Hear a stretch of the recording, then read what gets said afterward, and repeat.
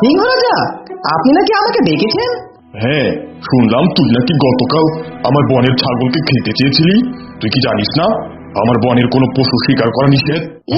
এইসব মিথ্যা কথা রাজা। আমি ছাগল বোনকে নিজের বোনের মতো ভালোবাসি। আমি তো ছাগলের সাথে লুকোচুরি খেলছিলাম, আর ও ভেবে নিয়েছে আমি ওকে খেতে চেয়েছি। এত বড় মিথ্যে কথা শোনার আগে আমার মরণ হলো না কেন?